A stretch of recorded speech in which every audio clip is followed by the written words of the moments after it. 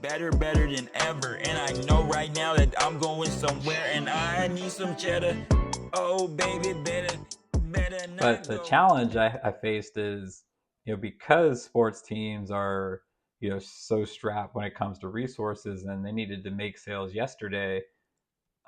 Very few were like, oh, like, yeah, we need to, bring somebody in who's going to set up a strategy for 6 to 9 months from now. Like, no, they needed somebody who could do that today and who could make sales today. So the biggest impact I can make right now is going to be around working with the sales team, working with the reps, helping build out a system and a process so that, they can close deals now, but also start to set up a process in the future.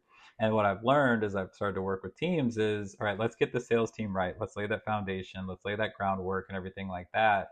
Then once we've proven success and they're seeing that it works, now we can start to implement some of those B2B best practices and B2B marketing processes where you can kind of connect and unify the two. So I'll touch on what that looks like if you're just getting started from a B2B perspective and what that could potentially look like. So yeah, that's kind of been my evolution into getting into B2B sales and B2B marketing and consulting and everything like that. Sorry.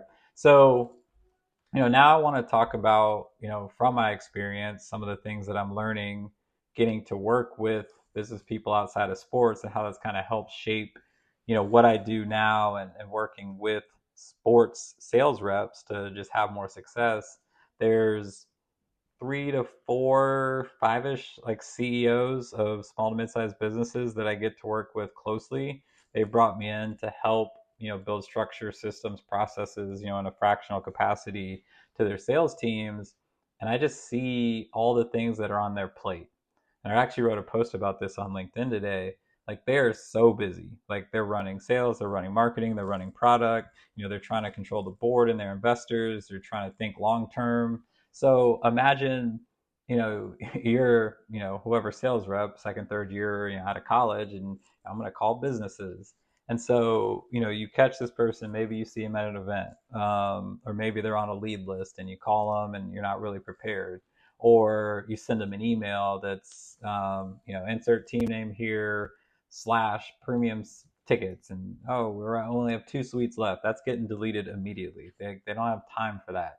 You need to have a compelling story, a relevant reason for why you're reaching out. Why are you calling them right now? Or why are you emailing them? So have a subject line that stands out or catches their attention.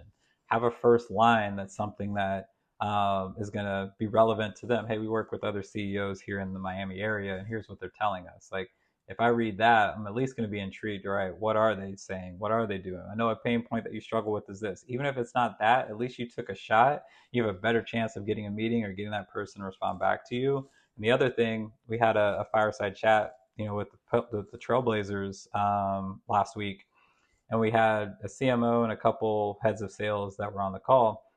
And the person mentioned, he said, I think one of the reps maybe asked, like, what do you say in your messages on LinkedIn? He's like, look, there's not like a silver bullet, but I'll tell you this, I delete all my emails, like pretty much all of them. I just go delete, delete, delete. So I clean out my inbox. He's like, but I do read most of my LinkedIn messages. So, finding ways to just cut through the noise and get their attention in different places.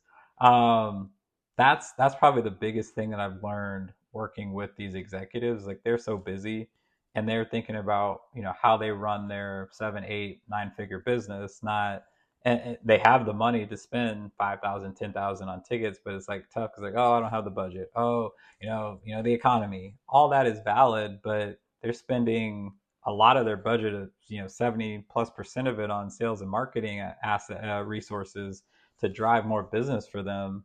Like if we could position ourselves as that, like as one of their programs or their core program or integrate into their systems, like now you have a better shot versus, oh, you can have tickets and bring people games. They already know that. So that's probably the biggest thing I've learned working with them is like they're just so busy that you need to make it easy for them. So catch their attention with something that's relevant to them. And then let's say you do engage them, like take all the work off their plate as you're going through the process. They're not ghosting you, they're just busy. When you do get them to buy or when you get them to the point where they're thinking about buying, like the challenge that you face sometimes is like you're not losing because they didn't have the money, or a competitor came in and like stole the deal from you. They're like, man, like I'm even speaking for myself. Like I run a small business. It's me, my wife, I partner with some other people, but like I have a list of like 100 things that I want to get to or do and everything like that. And it's just me in this small business. So imagine running a large business. Like the last thing they're thinking is like, now I have to be in charge of managing tickets. And it's like, are you going to do this? Are you going to be in charge of it? And like everyone's like, no, I don't want to. Like, I'd love to go to games. So like, then it just like, yeah, we're not going to do it this year. And they call, just say, it wasn't a fit, or we don't have the budget this year. And it really came down to they just didn't want to take on another task, another responsibility while they're trying to move the business forward. So as you're meeting with them, we work with this, and we've actually built a system and a template within AI to help people build these out, so you don't have to do it from scratch, and saves you a ton of time. But building out an implementation plan for the business on how they could use their tickets, and it walks through, and you give your prompt and you enter some like details, like here's what they're looking to do, here's what they're looking to buy, here's what industry they're in, all that type of stuff, right? And so it gives you like a full on plan that you can lay out with them on how they could use their tickets, number of games, how they use the games. It actually builds out the calendar for them. In January, here's the matchups you should look for. So really walk them through an implementation plan. Same, another success story that came from the Blazers. One of their reps went through this, used it, had a meeting with the person, like, hey, here's how we're going to use your tickets for this year. That client then emailed her boss to say like, this is amazing and I'm excited to work with you guys this year. And so like these are the things that when I talk about, I sold a business like as a rep to now like walking people through building an implementation plan, like that's the evolution. And like that's where we're helping reps get to now of you know making those gains. They learn from the mistakes that we made back in the day. So that's a big piece of it. Working with these executives, making it simple for them, making it relevant. They have the money, but you got to be able to tell an ROI story and like understand what their objectives are, and either use testimonials, case studies, proof cases of people that it's worked for to validate why you're saying, hey, you're looking to grow, double your new business acquisition, or you're looking to get a 90% retention rate this year, whatever it may be, and you can speak intelligently and walk them through how you're going to help them do that. And it doesn't have to be that difficult. Like I made businesses out to be like this, like big, scary, like thing that I was doing, and it's a straightforward conversation. You just need to understand and know how businesses work, how they make decisions, and how you help people with those decisions, and be able to talk and articulate that. Um, so again, I said I wanted to get into this to do the marketing piece because I think there's definitely a connection there, and so we're starting to dabble in that more. But if you're looking to just get started, let's say you have a good sound sales process, your team's doing a pretty good job, but like you as like the head of sales or director of sales, or maybe you and like a analytics or data person are kind of like your B2B marketers. Here's where you can get started so that you can prove success, so then you could almost pilot it, so you then can ask for those resources either from the marketing team or the president or CEO. Be like, hey, we're really crushing it here, but we could definitely use some more capital, some more resources from our marketing side to help support that. So they're driving more demand, they're creating more buzz in the business community, in the market, to help our sales team when they're out there selling. So I think the first step, just know who your buyers are. Understand and identify like who are the list of B2B buyers that you have and that you've sold. What industry are they in? How do they use their tickets? Just get a good understanding, because if you sell to everybody, you really sell to no one. So you really got to niche down and hone in on like, this is who we serve best. Doesn't mean we won't talk to other people in other areas, but like this is like, this is our bread and butter. So you can really maximize your efforts if you're going to hone in and target on any type of group or community. So determine your ideal customer profile. Again, like I said earlier, collect case studies, testimonials, put that in a nice structured way. Just the fact that you can tell that story to someone else, that they one of your clients saw a 10x ROI, or they brought clients to a suite and they closed 5 deals. Like whatever those stories are that they're telling you of, like, here's why I have tickets and here's why I renew every year and I'm looking to even grow my spend with you. that's going to be a huge asset for you and help you overcome a lot of objections you may get from new prospects and current clients who maybe aren't thinking about renewing. So collect those case studies and testimonials. Um, Go out to different business events, create your own business events. I think a lot of times you think marketing, you got to spend, pay dollars on ads, or you have to do like digital, like Google ads or LinkedIn ads. Like if you're seeing success, then yeah, let's invest dollars there. But if you're starting out kind of grassroots organically, just kind of let that happen.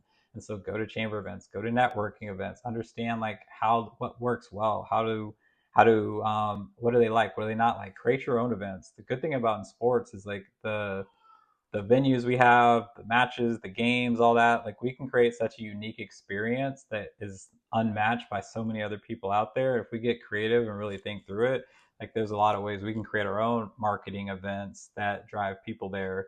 um, and then yeah, like have your company start posting organically on LinkedIn to show some of those events you're doing, show how you're out in the community, show what you're doing from a community perspective. A lot of times it's like, oh, let's welcome our new hires.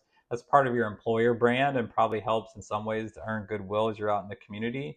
But yeah, tell that story. Like you are a business, you're trying to drive revenue. So it's okay to show how you're helping other people make money. And like this is going to attract more people to you. It's going to attract more employers to you and more salespeople that want to come work for you. Like, wow, I'm getting these assets and this support. Like, you're going to recruit better talent when you're out there doing that. So, your company posting on LinkedIn, getting your executives to start, posting. It doesn't have to be anything crazy. Just, sharing thought leadership, not always asking for something or trying to get people to buy tickets or buy a sponsorship. Just share from their wisdom or what they've learned, and them being out in the community. Your salespeople, them organically resharing that content, posting their own content, commenting on LinkedIn. Like these are all marketing tactics that we could do at no cost and just takes a little bit of time, and we start to see success. And now with AI, like you could really expedite that and make that very effective and efficient, where you're not having to do all that yourself from scratch, where it maybe took you 3 to 4 hours to put a plan together. You could do in 20-30 minutes and have a pretty good plan, probably better than what you could put together with AI and chat GPT and everything like that. A lot of teams, and I'll touch on this here in a little bit, have their own kind of business program. And like throughout the year, it's more than just tickets, because not everyone's going to be a fan of your sports team. So if you have events and concerts that come, like there's another way that you could leverage it. If you got events that you're creating and just networking events and intimate events where you're just getting the right business people in a room together and not trying to pitch them something, that's going to do so much more for you, because you're showing value to them. That it's not valuable to them to come out and get pitched. If they want to buy something, they'll meet with you on another time. But if they're going to come to this event, and it is a marketing expense now because you are investing dollars to give them food, a high-end experience, and you're hoping that that leads to future business. But that's so much more valuable to them to meet another CMO or make a new connection that's another president or CEO than to hear your executive or your sales manager get up there and give them a pitch on why they should buy tickets. Yes, touch on that if that's the goal of the event, and make sure that you're trying to move your deals forward, and tell your story. But they don't see value in coming out and getting pitched. They know how to buy, but if they can make new connections that help grow their business, now you're cultivating experience and an environment that they want to be a part of. And I think that's more valuable for them from a business standpoint.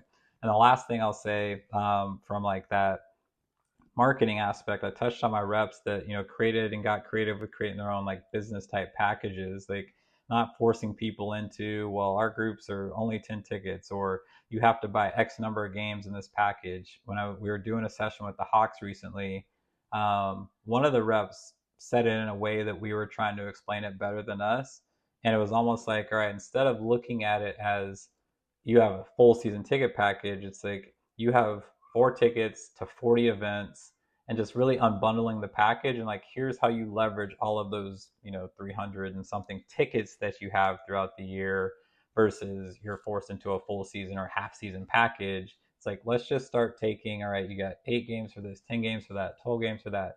And at the end, if it doesn't all add up, that's okay. Not everyone uses all of their tickets, but more, here is your plan with the Hawks this year, not here's your season ticket package. There's your tickets. Here you go, figure it out. So, um, in closing, as it relates to this piece of it, um, I'd say the biggest thing for me, and I would encourage, and as I talk to people, I have a couple of calls coming up with reps who, hey, I'd love to pick your brain about just B2B sales. It's like you got to take the ticket sales hat off. At the end of the day, yes, you sell tickets, and that's the product that we sell. But it's in our trainings, we actually don't talk at all about tickets. Like we may, reference it at the end of like the sales pitch, but like we don't dive into, here's how you pitch this ticket package. It's all about businesses. It's all about, the prospecting process, the post sale process, building proposals, telling that story. So taking your ticket sales hat off and thinking like a business consultant who's helping them out. Think yourself, especially if you're a leader who's coaching your team, how do you make buying decisions? Most sports sales teams have like Wolf Cycle or Conversica. They have a Zoom Info or Apollo or something like that for their leads. You went through a sales process. What was your process like? Did you want to get on the phone with the salesperson? Did you want to have to go through all these different steps? Or did you talk to another team like, hey, what do you use? How do you like them? Do your own research, and then you show up informed yourself to the conversation. So if you're doing that, then think your buyers are probably doing the exact same thing. So you need to make sure that you're building a buying experience that matches how they want to buy. And your sellers are going through that process too. And then give them the support, give them enablement, build out a pilot, ask for resources from your executives. Study what people are doing outside of sports, because most industries are strictly B2B and they do it really well, and like they put all their time, effort, energy into that. And we're not going to be able to operate maybe at that same level to start, but is there like one or two things that you see people do really well outside of sports that we could bring to sports, to your market, that's going to make sense? Like those are things that we could look at doing to better get started from a B2B perspective. So each episode I want to do, I forgot to do it last one, but want to do shout outs. So a couple of people that I want to shout out, actually, were on my staff when I was at the Astros. One, Brandon Caparelli, the other, Ryan Vino. Recently, they reached out to me and, said, hey, thanks for, the content you're posting on LinkedIn. But I give them a ton of credit, because it takes a lot of courage for them. They're posting on LinkedIn now, and they're starting to share it without an ask, really. Not, hey, buy my tickets and call me to buy tickets, just kind of opening themselves up, being vulnerable, just sharing insights, because that's one of the biggest fears, aside from like your buddies, like, oh, who's this person think they are, posting on LinkedIn now trying to be an influencer. It's like, who cares what I think? Like that's the biggest thing a lot of reps have to overcome, is who am I to like be a thought leader in the space? But they're talking to business people all the time. Like they're a business executive that a lot of people are looking up to and understand. Like they deal with business people all the time. So being able to share that and share those insights, I just want to give them a shout out. I think that's great, that, and hopefully they stay consistent with it. But just want to make sure to point you guys out, and it was fun working with you guys years back, but great to see the growth, because I got to interview both of them, and to see where they were on their interview day to now is awesome to see. I'm sorry about my daughter. It's that time. So and then lastly, something I noticed recently this week. So one of my clients is Fort Lauderdale United, and so they have a monthly business networking event called Beyond the Pitch. And so I'm talking with the chairman, the CEO, Tommy Smith, about it, and I already thought we connect on this and resonated, but when we were talking through the event, he's like, we're not selling at the event. He's like, hopefully we close some deals. Yeah, it's great, but like the goal of the event is to get people there, and then really the selling's happening like pre-event, and then the post-sales follow-up. And I think a lot of leaders miss that, because they're so focused on like trying to close people there, and you create this like weird kind of selling environment where, like I said, business people get more value out of getting around other business people and networking, and like that's going to do more for you long term than like getting people in a room and like trying to get them to buy and making it a sales type of event. I think you lose the authenticity, and like now you've lost that people, and you're not going to build a sustainable program there in the future. So I wanted to shout them out. I get to work really closely with them, and it's been a ton of fun. But That was something I noticed that really stood out to me from a leader perspective on how he looks and thinks about having these networking events and getting people together. So that's it. So that's the episode for this week. If this is valuable to you, share it with somebody. Make sure you like the video as well on YouTube. It's always good to get those likes up so it could serve it out to more people. Subscribe if you like the page, starting to slowly get the subscribers up. And then, as I always say, to wrap these up, as I tell my daughters every morning, go be awesome today. And I'll be back soon with another video. Thanks. That's nothing, that's nothing. I'ma be doing this and I'm gonna be head hunting. Oh baby, don't know. Oh baby, don't go. Oh baby, don't know. Oh baby, don't go.